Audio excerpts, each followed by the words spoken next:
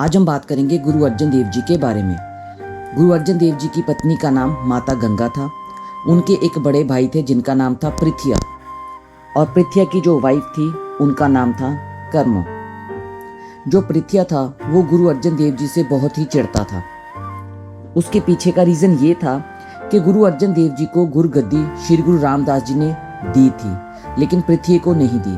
पृथ्या घर में सबसे बड़ा था, तो उसको ये लगता था कि गुरगद्दी मुझे ही मिलेगी क्योंकि मैं घर का सबसे बड़ा बेटा हूँ। इस बात की चिंता उसको बहुत ही सताती थी क्योंकि उसको गुरगद्दी नहीं मिली, और साथ ही साथ उसकी जो वाइफ थी कर्मो, वो भी उसको ताने देती रहती थी कि गुरगद्दी तो हमारे ही घर में आनी चाहिए थी, ये अर्जन देव को क्यों चली गई। इस बात के लिए बार बार पृथ्या श्री गुरु अर्जन देव जी को परेशान करता था। तो गुरु अर्जन देव जी ने फिर अमृतसर शहर को छोड़ दिया, और अमृतसर शहर छोड़ने के बाद धर्म प्रचार अमृतसर शहर के बाहर करना स्टार्ट कर दिया। प्रचार करते गए, लेकिन कुछ ही समय के बाद गुरु अर्जन देव जी की मुलाकात श्री चंद जी से हुई। श्री चंद जी ने अर्जुन देव जी को सलाह दी कि गुरु साहब, आपका जो भाई है पृथ्या आपको परेशान कर रहा है, लेकिन आपको एक बात याद रखनी होगी कि आपको धर्म प्रचार अमृतसर शहर के अंदर ही करना चाहिए। तो गुरु अर्जन देव जी ने उनकी बात मान ली और धर्म प्रचार अमृतसर शहर के अंदर ही स्टार्ट कर दिया। लेकिन पृथ्या अपने कामों से बाज नहीं आया। वो बार बार श्री गुरु अर्जन देव जी को अलग अलग तरीके से परेशान करता रहा। एक बार की बात है कि पृथ्या और उसकी वाइफ आपस में बात कर रहे थे। पृथ्वी की वाइफ कर्मो ने पृथ्वी को बोला कि गुरगद्दी हमारे घर में आनी चाहिए थी, लेकिन ये नहीं आ पाई। तो पृथ्वी ने बोला कोई बात नहीं, अगर हमारे घर में गुरगद्दी नहीं आई लेकिन अब आ जाएगी, क्योंकि मेरा बेटा मेहरबान सबसे बड़ा है, तो गुरगद्दी उसी को ही मिलेगी। और वैसे भी गुरु अर्जन देव जी के घर में कोई संतान पुत्र नहीं है, तो उनके घर में जाने का तो कोई तुक ही नहीं बनता। ये बात माता गंगा जी ने सुन ली। माता गंगा जी को ये बात सुन के बहुत ही ज्यादा बुरा लगा और बहुत ही ज्यादा परेशान हो गई। परेशान होने के बाद ये बात उन्होंने आके गुरु अर्जन देव जी को बताई और बोला कि पृथ्या और उसकी वाइफ ऐसे बातें कर रहे थे। गुरु अर्जन देव जी ने बोला कि आप क्यों परेशान हो रहे हो, जो जैसा है वो वैसी ही बात करेगा, आप सिर्फ और सिर्फ भगवान का सिमरन करो, वाहिगुरु वाहिगुरु नाम जपो, सब ठीक होगा।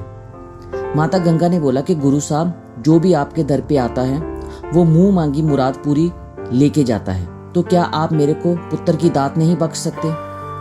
तो गुरु अर्जन देव जी ने बोला कि पुत्र की दात तो बाबा बुड्ढा जी ही बख्श सकते हैं, आपको उनके पास जाना चाहिए। माता गंगा जी तैयार हो गई।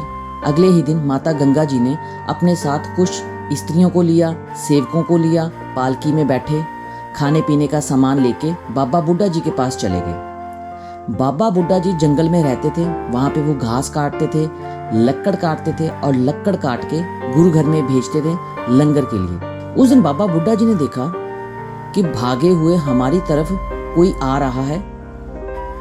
तो जब पास में आए तो उन्होंने देखा, अच्छा ये तो माता गंगा आई हुई हैं। माता गंगा अपनी पालकी से उतरे। उतरने के बाद उन्होंने खाने पीने का सामान लिया और बाबा बुड्ढा जी के पास गए और उनको बोला कि गुरु साहब आप ग्रहण कीजिए। तो बाबा बुड्ढा जी ने बोला कि मैं ये नहीं खा सकता, क्योंकि अगर ऐसा अन्न मैं खाऊंगा तो मैं काम करने के लायक नहीं रहूंगा, क्योंकि मैं तो सादा खाना खाता हूँ, मैं ये नहीं खा सकता। तो माता गंगा ने बोला कि आप प्लीज ग्रहण कीजिए और मुझे पुत्र की दात भी बख्शें। बाबा बुड्ढा जी समझ गए। तो बाबा बुड्ढा जी ने बोला कि मेरे पास इतनी शक्ति नहीं है कि मैं आपको पुत्र की दात बख्श सकूं, मैं तो घास काटने वाला हूँ। अगर मेरे पास इतनी शक्ति होती तो मैं घास क्यों काटता। माता गंगा जी ने बार बार बाबा बुड्ढा जी को खाने के लिए बोला कि आप प्रसादा छकें, लेकिन बाबा बुड्ढा जी ने खाना खाया ही नहीं, और माता गंगा जी को निराश होकर वापस आना पड़ा। जब माता गंगा निराश होकर वापस घर आए तो उन्होंने आके ये बात गुरु अर्जन देव जी को बताई। जैसे ही गुरु अर्जन देव जी ने ये बात सुनी और वो हंसने लग पड़े, तो उन्होंने माता गंगा जी को बोला कि मैं आपको समझाता हूँ कि आपको कैसे बात करनी चाहिए। माता गंगा जी को अपने पास बिठाया और बिठाने के बाद बोला कि जब भी किसी से कोई भी चीज़ हमें लेनी होती है, जब भी किसी से कोई चीज़ हमें मांगनी होती है, तो हमें बड़ी ही निम्रता के साथ जाना होता है। लाम लश्कर लेके जाने की कोई जरूरत नहीं है। तो आप ऐसे करना, कल आप खाना अपने हाथों से तैयार करना, इवन आटा भी खुद पीसना, खाना तैयार करना, सिंपल से वस्त्र पहनना और एक किसान की जो वाइफ होती है, जैसे सामान लेके जाती है, खाना लेके जाती है खेतों में, वैसे जाना। तो माता गंगा ने वैसे ही किया। सुबह उठे, अपने हाथों से आटा पीसा, फिर खुद आटा भी गूंदा, गूंदने के बाद खुद रोटियां पकाई, सब्जी तैयार करी और सारा कुछ तैयार करने के बाद सिंपल वस्त्र पहन के सर पे रख के चल पड़े। तो गुरु साहब ने एक और भी चीज़ बोली कि जब भी माता जी आप जाएंगे ना तो गंडा जरूर लेके जाना अपने साथ। तो माता गंगा जी गंडा भी साथ में लेके गए। इसके बाद वो जंगल की तरफ चल पड़े। बाबा बुड्ढा जी ने देखा कि माता जी आज फिर आ रहे हैं। उस दिन बाबा बुड्ढा जी को बड़ी भूख लगी हुई थी, तो उन्होंने सोचा कल मैंने माता जी को ऐसे ही निराश कर दिया, ये मेरी बहुत ही बड़ी भूल है। आज मेरे को बहुत भूख लगी है, आज खाना जरूर मिल जाए। तो माता गंगा जी आई, उनके पास आके बैठ गई और बाबा बुड्ढा जी को खाने के लिए बोला। बाबा बुड्ढा जी बोले, हाँ हाँ मेरे को तो बड़ी भूख लगी हुई है, आप खाना दीजिए। तो माता गंगा जी ने खाना लगाया, बाबा बुड्ढा जी ने खाना स्टार्ट किया।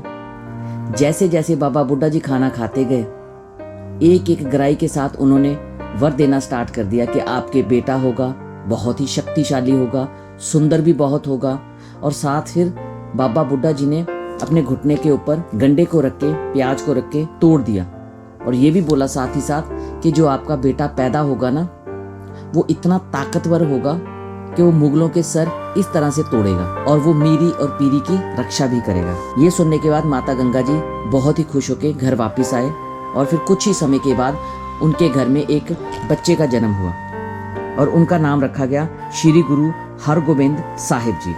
लेकिन जब ये खबर पृथ्वी के घर में गई तो उनकी वाइफ फिर नाराज हो गई। तो उन्होंने पृथ्वी को बोला कि आप तो बेफालतू में भविष्यवाणी करते रहते थे कि उनके घर में संतान नहीं होगी। देख लो, उनके घर में संतान पैदा हो चुकी है। अब संतान पैदा हुई है तो ऑब्वियसली गुरगद्दी उन्हीं के ही घर में रहेगी। मेरे बेटे मेहरबान को गुरगद्दी नहीं मिलेगी। आपको ये वीडियो कैसी लगी? आप किस गांव या शहर में बैठ के ये वीडियो देख रहे हैं, हमें जरूर बताएं। इस वीडियो का अगला पार्ट हम बहुत ही जल्दी लेके आएंगे। अगर आपको पसंद आई तो